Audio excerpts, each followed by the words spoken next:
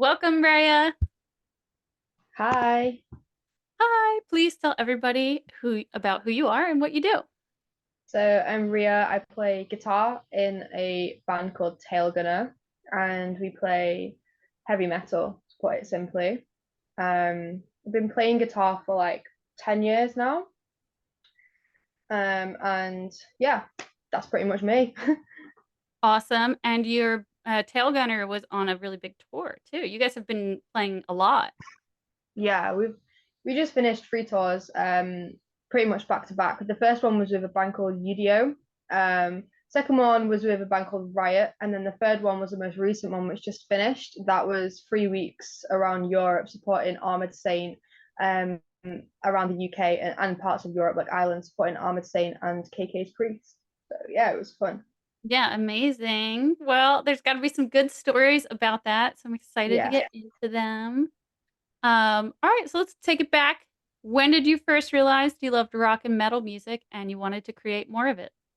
I first realized when I was probably 11.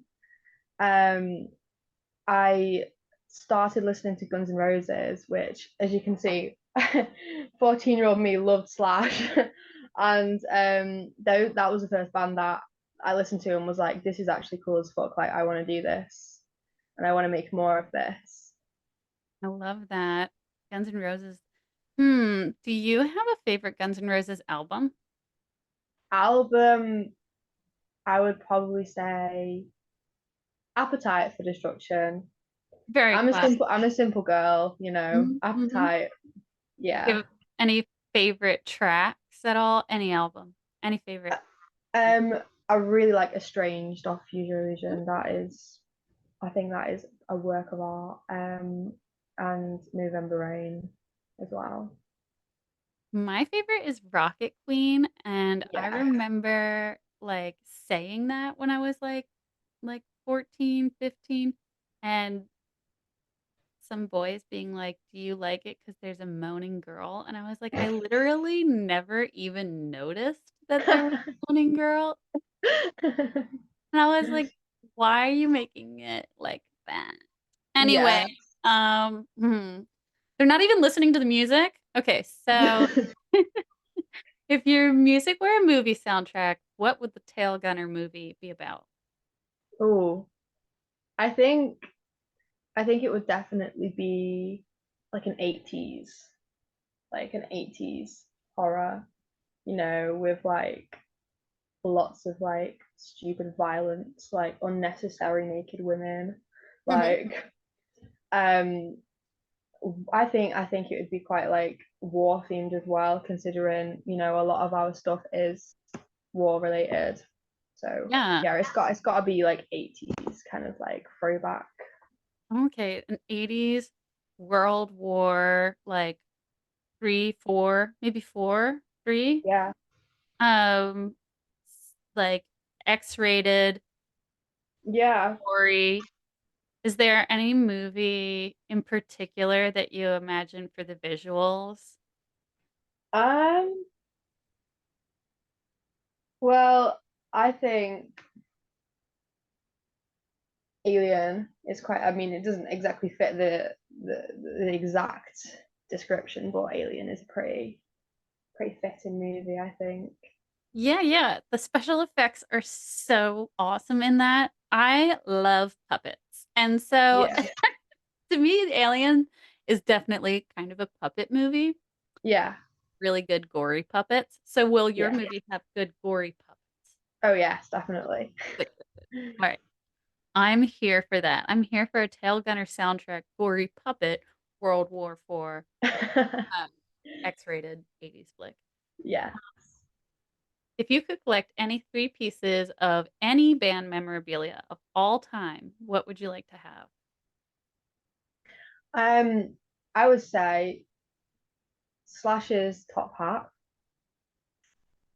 Um, I would probably have to say um this guitarist called Ingrid Malmsteen, his Mhm, guitar. mhm. Um, because personally I'm not like a Fender player, but I really like his guitar. and I don't want to pay like 3 grand to buy one. Mhm, mhm. So that and the last one, I would have to say, I would say Axl Rose's jacket. You know the leather one he wears with the Okay. skeleton, painted skeleton on it. That's really cool. Okay. This is a good look. Axl Rose's jacket slash top hat, Ingve's guitar. Um, love it. What is it about Ingve's guitar that you really, really like? Is it because it's Ingve's, or is there anything particular about? Um, well, I like it because I don't play Fender myself. I'm not a Fender girl, but his guitar is quite shaped to like the style of metal and his playing.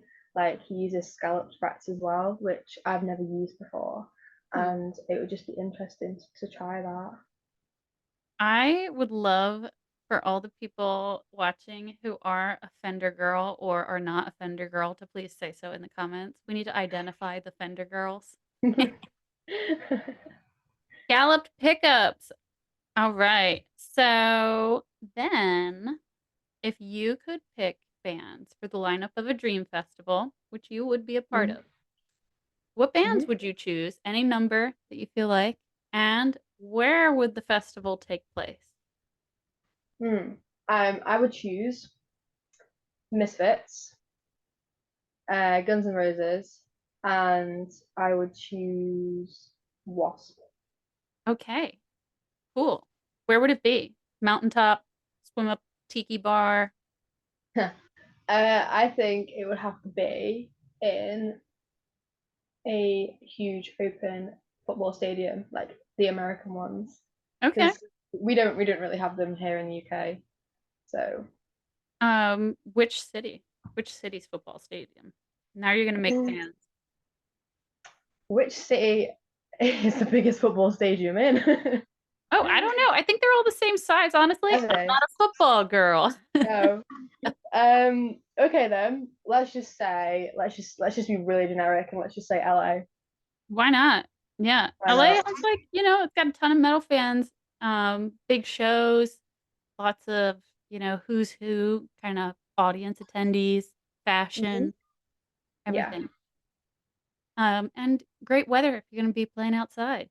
So, That's um, who would be opening though for you? You've got like huge bands. So give me like three bands that might be sort of the warming up. It's a festival, right? yeah. Okay. Three bands that would warm it up. Danger Danger. Okay. Um, I think it would have to be Danger Danger. I think another warm-up band would be let me think. Mhm. I think a band called Hellripper. Hellripper are a UK band, really cool. And I think the last one would be Slash and Miles Kennedy. Hmm, cool. I'm gonna have to look up Hell Ripper. Yeah, they're a lot more on the fast side, so it's got a nice mix, to wake people up a little bit. Sure. Yeah. Okay, so going deeper, looking back on all these adventures, what was a big decision you made that turned out to be a great choice? A big decision in me personally or in the band's kind of You can answer it however it feels like the right answer to you. big decision I made probably was to quit my old band, and just ask basically if Tailgunner needed me to fill in for them. Hmm. Just be a little bit ballsy and just ask them, not really expecting anything from it. But now, obviously, looking from that, I am in the band permanently. So that was a big decision that I didn't think much would come from, but it did, and Yeah. I'm grateful. What was like the moment where you were like deciding between if you were going to stay in the previous band, if you were ready for something new, and like the moment when you're like, okay, that's it, I'm just going to ask Tailgunner. And I think the moment was when, I mean, I saw the post that they were looking for a new guitarist, and I never like joined. I never asked with the intention of quitting my old band and becoming full time in Tailgunner. But then they needed me again for some shows over the summer, and my old band at the time, Rhea, like I had a lot of fun being with them. It was kind of like a university band where it wasn't super serious. It was just a good time. It was just fun. But that was kind of going a bit flat. Nothing was happening, and I wanted this to be my career. So I Oh, needed it to be something more serious and people that were more driven to actually get to that point. So that's when I decided, like, these are all my really close friends and right eye, but I'm gonna have to just part ways with them and actually for my own career join mhm. something that's more sustainable for the future. Oh, okay. So you already knew that you wanted this to be your career, that this was like a life commitment for you. And do you know when you started to develop that sense that that was like the path you would take? Um, I think when I was like probably 13, from quite like a young age, because I started learning guitar when I was 9, and then when I started actually like learning the music I loved, that was when I just knew that I just wanted to basically just play music, whether that was in bands or whether that was as a session musician, just play music as my career. Nice. I love that. Yeah. That's a really great journey. And it's very Bruce Dickinson of you to spot a band that you think is good and just be like, "Excuse me, I have arrived. Yeah. I see that you need me." Yeah. I have been called, yes. Yes. Summoned. Yeah. So what is your favorite gear and your favorite stage wear? My favorite gear, I use my green Jackson live. I've actually got it on the bed here. I was Show just teaching, us, but show us. Oh my God, it's amazing. Look at the pink pickups. I'm in love. yeah. Um, this is my main touring guitar because it can actually like withstand being beaten up a bit. I have some guitars that I wouldn't even take outside and chip. Right. So that's my main piece of equipment that I like to use. I actually, in terms of like pedals and stuff, I don't use pedals. I just have a tuner pedal and I plug into a quad cortex. Hmm. Stage wear, we all wear pretty much the same thing on stage, which is high tops, white and black, stripy socks, leather jeans, band shirt, belt. So we're all pretty uniformed in the same way. Okay. However, for the next set of, well, next year, for the next album, I will have more freedom over what I want to wear in terms of that look. So I'm very much looking forward to being able to express myself more as an individual and more feminine, in Oh more my of a God. feminine way. Well, you're, in good company. I'm all about being girly and rock and roll. So Yeah. now I have a million questions for you. Okay, so first of all, I need to know more about the pink pickups. Okay. What brand? Um, so they are Seymour Duncan, and the actual guitar has got a five-way pickup selector, and there's four pickups. It was a Floyd Rose, but I got it blocked off, because they're just a pain in the arse for tuning, and I didn't want it going out of tune live. Mhm. But the pink pickups is what drew me to it because I love pink. And Yeah. Oh man. Okay. I have to grab my bass and show it to you. Oh, hot pink strings I from love that. Aurora strings, and then this is kind of like a wine colored strap on an Explorer. Oh, I love that. It's very sassy and like Dolly Parton. Yeah. Dolly didn't cut her nails, and neither will I. No. Like my gimmick, but that's okay. Yeah. Everybody needs a Yeah. gimmick. So, Exactly. oh my God. So, what do you think is like percolating in your head for style inspo for like feminine metal rock goddess? Well, I mean, it's got to be a lot of leather. It's got to Hmm. be a lot of studs, Hmm. and a lot of like belts with chains on them.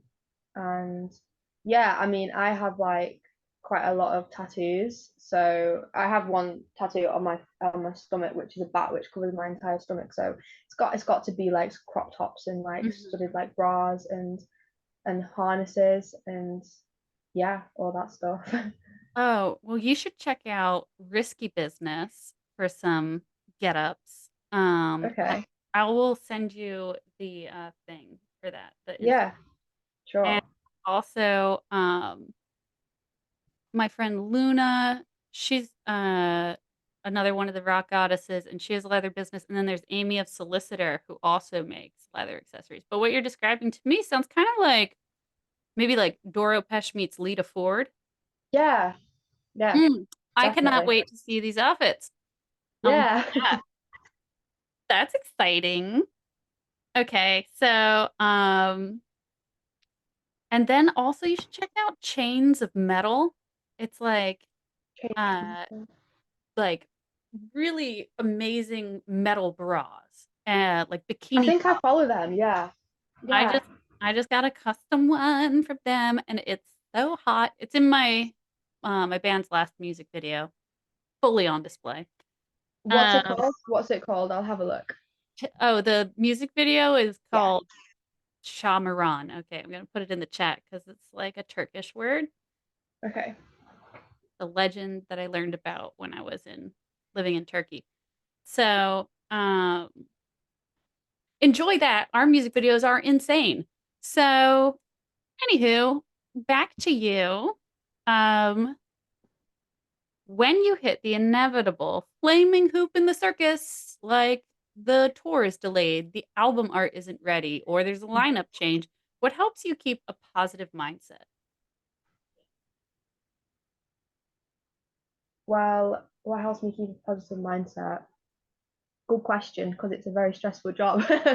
um, well, I guess just no, you kind of have to come into it with the headspace of like shit happens basically, and when you're relying on so many people to do things for you and to book things, and it's like things do go wrong. It's like flags can get delayed and everything, and you just have to. It's just about collectively as a band. You just have to be able to be like comfortable with each other to just not like end up having that rub off on everyone else, and then you're just a whole big like cesspit of like stress and anxiety.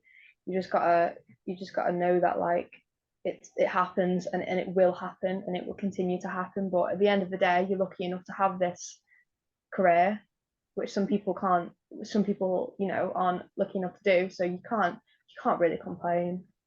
At least I don't think you can.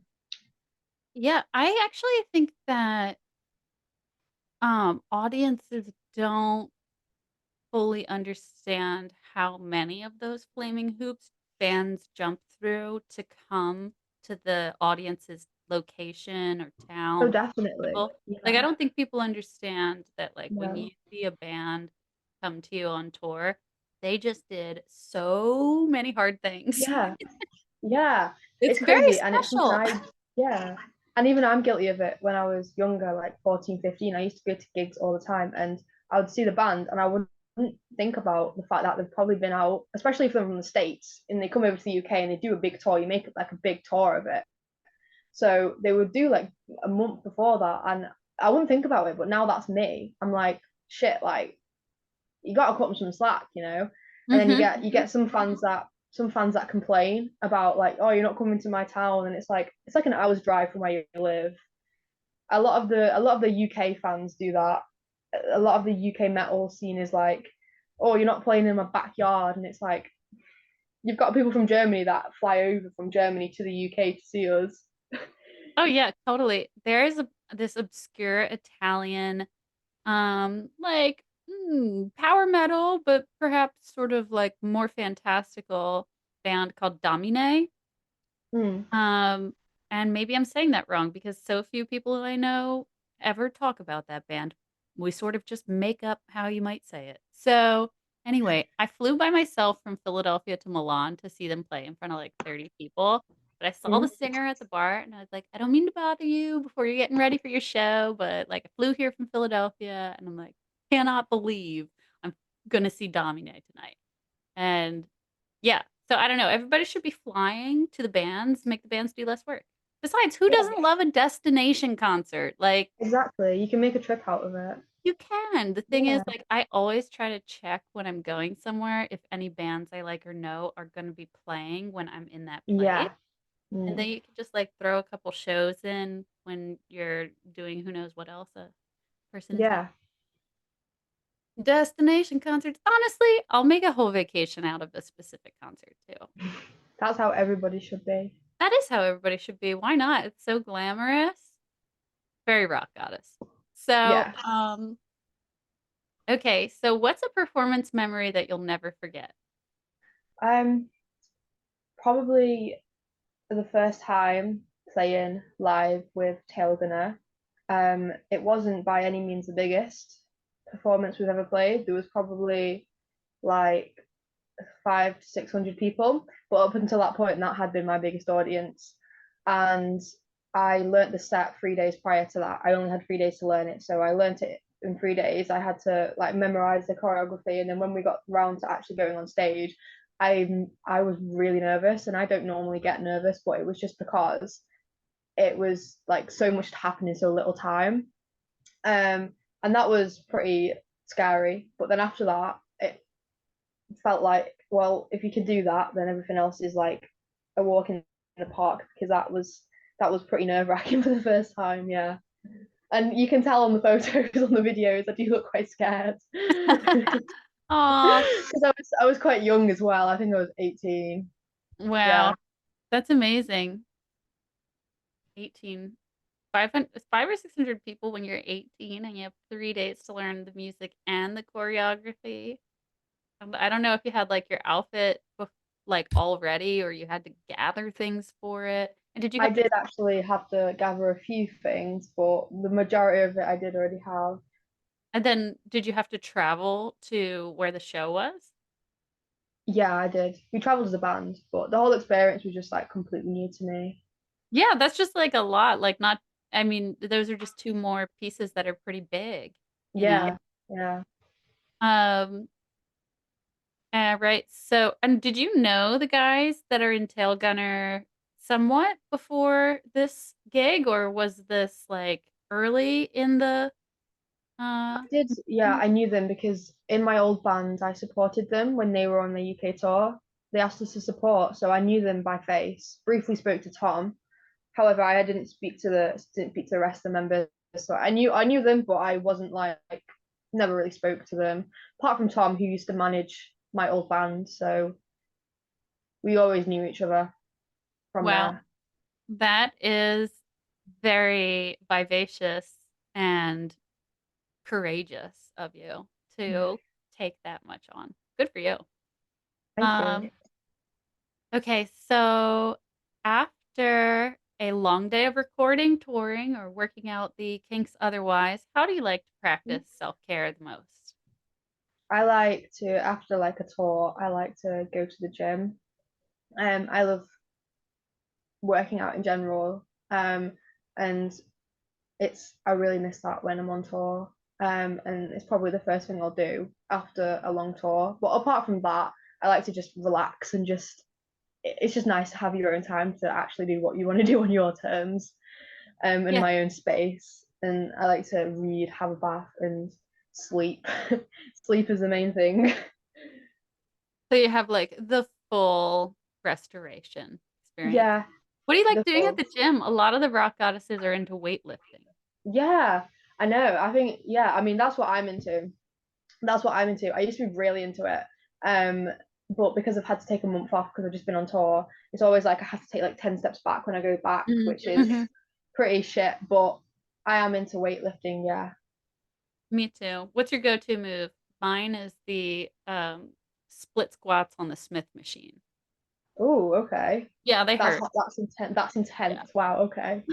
Fair. Yep, yep. Mine, probably mine, my favorite would probably be the military press or lat pull down, because I just love doing back day.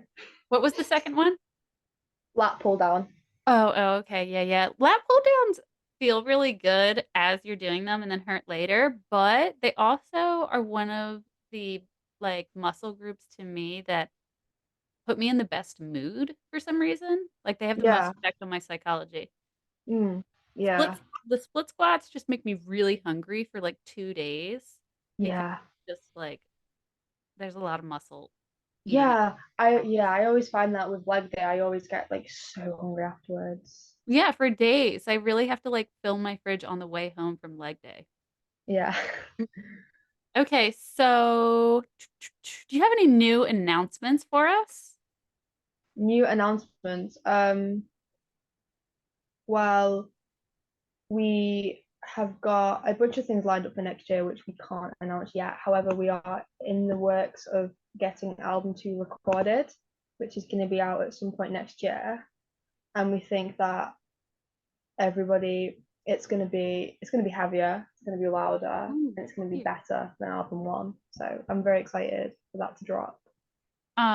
Okay, so what kind of themes can we expect in lyrics? Will it be more war themes? It's going to be it's going to still be very like 80s movies based. So think of your classic, without Okay. giving too much away. Think of your classic sci-fis and Mhm. your horrors. Okay, cool, cool. And what about for you personally? Is there anything that you've been listening to a lot leading up to this album that has inspired the way that you play? Um, so I've been listening to a lot of synthwave, a lot of Mm. like 80s synthwave. I think that sets the tone really nicely for the vibe of the album too. And that's definitely influenced my writing style for album two, kind of simplifying it a little bit and making it more catchy. Okay, love it. Um, and where can everyone listen to your music and how can they follow what you do? So you can listen to music on all streaming services, Spotify, Amazon Music. And you can follow us on all social media. We have Instagram, Facebook, um, Bandcamp, and yeah, that's our social media handles. Okay. Ugh. Now we're gonna play the vinyl game. I'm gonna hold up two pieces of vinyl, and you will pick one that you want to talk about, or ask a question about, or Okay. say that you absolutely love or absolutely hate. Okay, so Joan Jett or Bronze. Joan Jett. Okay, what do we love about Joan Jett? Um, the aura, the personality, just the just the icon, basically. Yeah. Um, so Joan Jett, fun fact, is that she, after the Runaways broke up, she was rejected from 23 labels. Really. So yeah, so whenever a flight is delayed, we can just think of Joan Jett. Yeah. Yeah, that is very true. Okay, Coven or Pat Benatar? um, Coven. Why Coven? It looked cooler. I don't know Oh, who they are. oh my God. Well, you have just hit the Jody starts blabbering button. So, Coven. Coven was making satanic rock music in the 60s. They were touring in the late 60s in LA, and in LA in the late 60s, the Manson murders occurred, and so there was all this satanic panic. Don't let your kids listen to rock and roll, and especially don't let them listen to satanic rock and roll. And when you think of like 60s satanic movies with like, covens and also like, you know, virgin sacrifices and all that stuff, like this is, this is what the album looked like. It had like skulls and an upside down cross all in the late 60s. So Jinx was throwing up the devil horns while she was touring. And then she made friends with a guy named Ronald. And Ronald was playing bass in a band called Elf. So Hmm.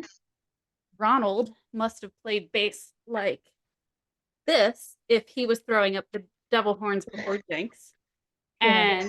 And he also told her that he was going to name his next band after their favorite bar, the Rainbow Room. Oh. And so Jinx's album, because of the Satanic Panic, it was taken out of rotation. It was not allowed to circulate anymore, but it had made its way to Birmingham, where there was a band called the Polka Tulk Blues Band. And the singer of the Polka Tulk Blues Band thought that Jinx's bassist had a cool name. Jinx's bassist name was Oz Osborne. So Mm. the first track on this album is called Black Sabbath. So the singer of Polka Tulk Blues Band changed his name to Ozzy Osbourne and changed his band name to Black Sabbath, and that's when they started writing satanic rock music. Oh wow, that's a full circle. The end. Bloody hell. Jinx is the queen that, and heavy metal started with Jinx. So That's crazy. yeah, I know. They just really love to bury women every time they do these 1980s rock and roll history, biography, documentaries. They Yeah, have like maybe one lady in there for just like yeah, a minute, and then they act like nobody else had anything to do with it. yeah, they do. Yeah, but that's okay because we have the rock goddesses now, and they'll never say we weren't here anymore. Ah, calm down. So, LA Witch or Bonnie Tyler? Mm, Ellie Witch. Ooh. Okay, LA Witch is a three-piece girls band, if you're not familiar, from LA.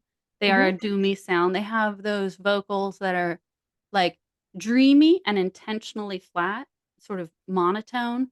Yeah, Um, yeah, but they're like sort of like you would imagine them as like three bad girls riding in a Corvette through the desert, like doing illegal things of all sorts. Starter, motorcycle boy, I want to lose, things like that. nice. Yeah, something to check out. They're a young Yeah, band, so definitely. check them out. Okay, and then let's have Grace Slick or Lucifer. Lucifer. Okay. Are you familiar, or would you like a story? I am not familiar, no. I've Okay. heard of them, but I've never listened to them. Okay, so Johanna sings for Lucifer and actually toured with Jinx. And they're just beautiful platinum blonde, you know, fallen angels.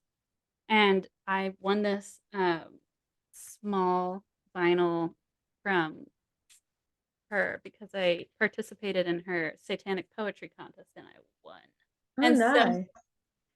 yeah. And so anyway, yeah, definitely if you like Black Sabbath, you will enjoy Lucifer. Johanna's singing is somewhat influenced by like bluesy music as well as like I would say 70s British Isle folk rock. And Hmm. the band behind her is just like impeccable. Um, her guitarist, who also plays the drums, well, he writes the guitar and he plays the drums. He won a Swedish Grammy with his other band, the Helicopters. Oh, nice. So like it's like a Grammy winning band behind Wow. her, Okay. and she's just a perfect evil diva. Um, do you know who Grace Slick is? Nope.